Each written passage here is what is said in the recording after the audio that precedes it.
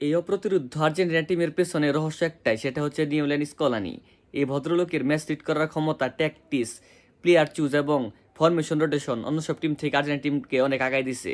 এই যে পার্থক্য সৃষ্টি হয়েছে লাতিন অন্য সব টিমের থেকে আর্জেন্টিনা টিমের, এটা হচ্ছে একমাত্র এই ভদ্রলোকের জন্য। আজকের একটা ম্যাচে খেয়াল করেন, এইসব বড় ম্যাচে মিডফিল্ড যাদের কন্ট্রোলে থাকে তারা কিন্তু ম্যাচ শেষে রেজাল্ট নিয়ে বের হয়ে যেতে পারে। আজকের ম্যাচে আর্জেন্টিনা 4টা জেনুইন মিডফিল্ডার নিয়ে ম্যাচ শুরু করছে। পারিদেস ডিফেন্সিভ মিডফিল্ড এবং ম্যাকঅ্যালিস্টার, এনজো, ডিপল 3জন মিডফিল্ড কন্ট্রোল করছে। সেখানে ব্রাজিল মাত্র 2জন জেনুইন মিডফিল্ডার নিয়ে মাঠে নামছে। সো ম্যাচ শুরুর আগে কিন্তু ব্রাজিল ম্যাচ থেকে আউট হয়ে গেছে, যেখানে 4জন জেনুইন মিডফিল্ডার আর্জেন্টিনার, আর ওইখানে মাত্র 2জন। সেখানে কিন্তু আর্জেন্টিনার সাথে ব্রাজিল কোনোভাবে ম্যাচ কন্ট্রোল করতে পারবে না, এটা ম্যাচ আগেই বোঝা যাচ্ছিল। আর ম্যাচে হয়েছেও তাই। শুরু থেকে একক আধিপত্য বিস্তার করছে আর্জেন্টিনা, ফার্স্ট হাফ বিশেষ করে একক আধিপত্য বিস্তার করছে। আর প্লেয়ারদের ক্রেডিটটা ছোট করে দেওয়ার কোনো কিছু নাই। এই কোচ যা চাচ্ছে মাঠে প্লেয়ার তাই করে দেখাচ্ছে, এটা হলো সব থেকে বড় বিষয়। মার্টিনেজ থেকে শুরু করে একবারে আলভারেজ, কারো এই 11জন প্লেয়ার যে মাঠে খেলছে, কারো ভিতর আপনি কোনো লেখেন্স খুঁজে পাবেন না আর্জেন্টিনা টিমের। সবাই নিজের 100% দিয়ে মাঠে খেলা ট্রাই করছে এবং হয়েছেও তাই। তার জন্য এইসব বড় ম্যাচে আর্জেন্টিনা দেখেন ওভারকাম করে যায়। প্রত্যেকটা বড় ম্যাচে ডিফেন্স লাইন থেকে শুরু করে রোমেরোর সামনে একটা ভুল বাদ দিলে পুরা খেলায় কোনো একটা ভুল আছে, ব্রাজিল কখনো আর্জেন্টিনার প্রেশার ক্রিয়েট করতে পারে নাই। কারণ কি জন্য? সলিড সবাই, ডিফেন্স সলিড, মিডফিল্ড কন্ট্রোলে ডিফেন্সিভ মিডফিল্ড সলিড, আপনার স্ট্রাইকার প্রেস করে দিতেছে। আলভারেজ কি পরিমাণ প্রেস যে করে মাঠে, এটা একবারে কল্পনার বাইরে। 80 মিনিট 85 মিনিট মাঠে ছিল মেবি, একবারে পুরো রানিং এর উপরে, কোনো সময় দাঁড়ায় না মাঠে। আমি দেখছি ছেলেটা সারাক্ষণ রানিং এর উপরে। আলমাদাও দুর্দান্ত পারফরমেন্স করছে, প্রথম গোলে অ্যাসিস্টটা কি দুর্দান্ত ছিল। আর আলভারেজ আসলে ওয়ার্ল্ডের 2-3টা সেরা স্ট্রাইকারের ভিতরে আলভারেজ একটা। আপনি যত যাই করেন, আপনি যত কথাই বলেন, আপনার রাইভাল টিমের বলে আপনি ট্রল করবেন, যত যাই করেন এই সেরাদের কাতারে। আর আর্জেন্টিনার মিডফিল্ড এখন ওয়ার্ল্ডের সেরা মিডফিল্ড, এটা আপনার মানতে হবে। আপনি যে কোনো টিমের সাথে তুলনা দিতে পারেন। দেখেন আপনি এনজো, ম্যাকঅ্যালিস্টার, ডিপল এবং পারিদেস, 3জন যদি নিয়মিত খেলে, পারিদেসটা বাদ দিয়েও, তারপরেও কিন্তু এই মিডফিল্ড যে কন্ট্রোলটা করে, মিডফিল্ড অন্য কোনো টিম এরকম কন্ট্রোল করতে পারে আমার বলে মনে হয় না, একমাত্র স্পেন টিম বাদ দিয়ে। স্পেন টিমের মিডফিল্ডার আর আর্জেন্টিনা টিমের মিডফিল্ডার যদি একটা ম্যাচ হয়, ব্যাটেলটা দেখা যাবে। আজকের ম্যাচে কিন্তু আর্জেন্টিনার প্রত্যেকটা ব্যাটেলে, defensive battle, midfield battle, attacking battle, প্রত্যেকটা ব্যাটেলে কিন্তু ব্রাজিল একবার প্লে আউট করে দিচ্ছে। কোনোভাবে পাত্তাই পায় না টিম, একবার একক আধিপত্য যারে বলে। খেলার শুরু থেকে একবারে 90 মিনিট পর্যন্ত এককভাবে আধিপত্য বিস্তার করে খেলছে। আপনি সেকেন্ড গোলটা খেয়াল করেন, যে বিল্ড আপটা, টিম বিল্ড আপ, এটা আপনি কোনো ভাষায় প্রকাশ করতে পারবেন না। অসাধারণ টিম বিল্ড আপ, অসাধারণ একটা গোল। আমার কাছে স্টিল মনে হয় আর্জেন্টিনা টিমে প্লেয়ার কে আছে, কে নাই, কে আসবে, কে যাবে, এসবের বাইরে গিয়েও যদি মনে হয় স্কলানি যদি কোচ থাকে, 2026 সালেও আর্জেন্টিনা ফাইনাল খেলতে চাইতেছে, ওরা হট ফেভারিট। এখন কি হয় বড় টুর্নামেন্ট সেটা বলা যায় না, কিন্তু হট ফেভারিট আমার চোখে। টিমের যে স্পিরিট, টিমের স্পিরিটটা সব থেকে বড় বিষয়। টিম স্পিরিট থাকলে আবার ভালো রেজাল্ট করার সম্ভাবনা সব থেকে বেশি। এখন আর্জেন্টিনা টিমের পারফরমেন্স সবারই টপ নোজ পারফরমেন্স, সবারই চোখে ধরা দিছে। এখন আসি ব্রাজিলের ব্যাপারে। ব্রাজিলের টিম গেম নেম কি বলবো, কি পারফরমেন্স অথবা কি ট্যাকটিক ছিল ডরিবালের, সেটা তোমার মাথায় আসে না। আপনি 2জন মিডফিল্ডার নিয়ে 4জন মিডফিল্ড খেলতেছে যে এগেনস্ট টিমে, আপনি 2জন মিডফিল্ডার আপনি কীভাবে মাঠে নামেন, এটা আপনি এই লিবেন, আপনি কীভাবে চুজ করেন, সেটা আমার মাথায় গেলাম। আপনার ট্যাকটিক্সটা কি, আপনার বিল্ড আপ কি, আপনার মিডফিল্ড কি, আপনার অ্যাটাকিং কে, সেটা তো ঠিক নাই। একজন মাঠের এক প্রান্তে পড়ে আছে, যে যার মতো ইচ্ছা খেলতেছে, আপনার টিম নামাই দিছে, খেলুক। খেলা শেষ হলে আবার মাছ থেকে উঠবে, আবার একটা সংবাদ সম্মেলন করবো, শেষ আমার দায়িত্ব। কিন্তু প্ল্যানটা কি আপনার এক্সিকিউট করতে পারতেছে না প্লেয়াররা আসলে। আচ্ছা বলেন, আপনার প্ল্যান ছিল এটা, আপনার প্লেয়ার এক্সিকিউট করতে পারে নাই, কোনো প্ল্যানিং নাই, কিচ্ছু নাই, শুধু। আর প্লেয়াররা খেলে না কিছু, শুধু মুখে কিছু কথা বলে। খেলার থেকে মুখে বাজনা বেশি, যে শুধু গিয়ে মারামারি করবে, ধাক্কাধাক্কি করবে। খেলার বেলায় কিছু না, শুধু মারামারি ধাক্কাধাক্কি নিয়ে ব্যস্ত, আর সোশ্যাল মিডিয়া কাঁপানো নিয়ে ব্যস্ত, নাইট ক্লাব নিয়ে ব্যস্ত, এইসব নিয়ে ব্যস্ত এরা আমার মনে হয় এরা উরুগুয়ে হইতেছে। উরুগুয়ে যেমন শুধু এখন ফুটবলের একটা ইতিহাস হয়ে গেছে, সেই 100 বছর আগে ওয়ার্ল্ড কাপ জিতছে, এগুলা নিয়ে এদের অবস্থা তাই হবে। এরা হচ্ছে ফুটবলের উরুগুয়ে হয়ে যাবে, শুধু এদের ইতিহাসটাই থাকবে, এদের পারফরমেন্স আর থাকবে না, আমার তাই মনে হইতেছে। এই লোকটার কি যেন স্যাক করে না, এটা আমার মাথায় আসে না। কি বুঝে ব্রাজিলিয়ান ফুটবল ফেডারেশন, কি বুঝে যে এরা রাখছে, এর কাজটা কি আসলে? অবাক করা কাণ্ড। একটা 5বার বিশ্বকাপ যদি টিমের যদি এই অবস্থা হয়, আপনি দেখেন যে টিমের মিডফিল্ড, কাকার মতো মিডফিল্ড, এড নিলসনের মতো মিডফিল্ডরা মাঠের বাইরে বসে থাকতো, সেই টিমের আন্দ্রের মতো, জয়লিংটনের মতো মিডফিল্ডার এই টিমে খেলে। আমার এই একমাত্র ব্রুনো গিমারেস বাদ দিয়ে আর্জেন্টিনার যে 5 নাম্বার 6 নাম্বার মিডফিল্ডার আছে, নিকো পাস তো আর্জেন্টিনার 6 নাম্বার মিডফিল্ড হিসেবে কাউন্ট হয়, অথবা পেলাসিওস তো 5 নাম্বার মিডফিল্ড হিসেবে কাউন্ট হয়। তারপরে এই একমাত্র ব্রুনো গিমারেস বাদ দিয়ে ব্রাজিলের কোনো মিডফিল্ডার এই নিকো পাস, পেলাসিওসের কোয়ালিটির ধারে কাছে নাই।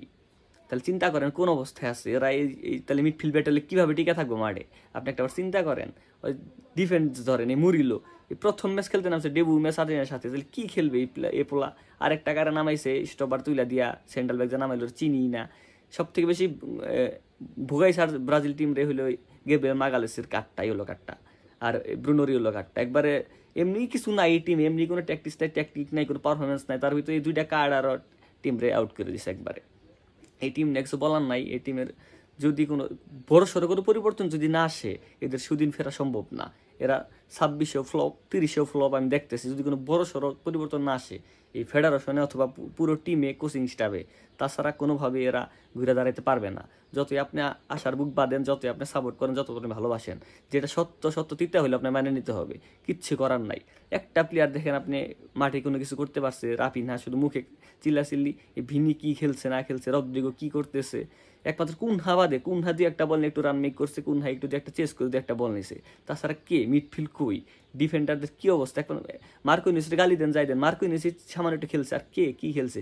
ওয়েসলে আগের ম্যাচে একটু ভালো খেলছে 10 মিনিট, ওয়েসলের আজকে 11-এ ঢুকাই দিছে ভেন্ডারসনটা বাদ দিয়ে, যেখানে ভেন্ডারসনের ডিফেন্সিভ ভালো, ভেন্ডারসন খেলুক আরেকটা ম্যাচ, সেখানে ওয়েসলে নামাই দিছে। কি এত রিস্ক নেই কেউ এত বড় ম্যাচে, আল্লাহ জানে এর কি ট্যাকটিক্স কি টেকনিক, একদম বিরক্ত। ফুটবলটা দেখতে বিরক্ত লাগছে একবার। এটা কি ফুটবল রে ভাই? 5বারের ওয়ার্ল্ড চ্যাম্পিয়ন টিমে যদি এটা ফুটবল খেলা হয়, এটা কেমনে সম্ভব? এটা যদি হয় 5বার ওয়ার্ল্ড কাপ টিমের মিডফিল্ড যদি থাকে আন্দ্রে, মিডফিল্ড যদি থাকে জোয়েলিংটন, যে বল নিয়ে একটা বলে টার্ন করতে পারে না, বল যে দেয় ওইখানে আবার খেলে, টার্ন করার সাহস নাই, কোনো বেসিক নাই, যেখানে 2-3টা ম্যান কিছু মনে করবে না এইসব টিমের মিডফিল্ডাররা। ম্যাকলিস্টারে দেখুক, অ্যাঞ্জোরে দেখুক, আর শালারে কি খেলে মাথায় আসে না আসলে। এদের নিয়ে চিন্তা ভাবনা বাদ দেন ভাই। এদের বড় সড়ো করে পরিবর্তন না আসলে এই টিমের ভিতরে কোনো পরিবর্তন আসবো না, এটা একবারে প্রিটিভাবে শিওর থাকেন, এদের কোনো পরিবর্তন সম্ভব না। আর আর্জেন্টিনা আবারও 26 হওয়ার ফেভারিট। যে এদের টিমের যে স্ট্রেংথ, সব থেকে বেশি ইম্পর্টেন্ট হচ্ছে হলো এদের টিম স্পিরিট। এরা মাঠে জেতার জন্য খেলে, গোল করার জন্য খেলে, মুখে কথা কম, খেলে বেশি, এটা হলো সবচেয়ে বড় বিষয়। এখন এই ব্রাজিল টিমরে অ্যাভয়েড করাই ভালো। যে অবস্থা হয়েছে এই টিমের, বড় সড়ো কোনো পরিবর্তন ছাড়া এই টিম কোনোভাবে ঘুরে দাঁড়াতে পারবো না। এই টিম ঘুরে দাঁড়াইতে হলে বড় সড়ো কোনো পরিবর্তন দরকার, ফেডারেশনে পরিবর্তন দরকার, কোচিং স্টাইল পরিবর্তন দরকার, প্লেয়ারদের মধ্যে পরিবর্তন দরকার। এগুলা প্লেয়ার এইসব নাকি ব্রাজিল টিমে চলে, এটা কাদের সাথে খেলবে এই টিম নিয়ে? এই প্লেয়ার নিয়ে, এই আন্দ্রে নিয়ে, এই জোয়েলিংটন অথবা এই গোমেজ টোমেস, এইসব প্লেয়ার কোনো কোয়ালিটি নেই যাদের ভিতরে। তুই সামান্য একটু রানিং করে শেষ, খেলা একটু ফিজিক্যালিটি আছে, এই পর্যন্তই, সম্ভব না কোনোভাবেই।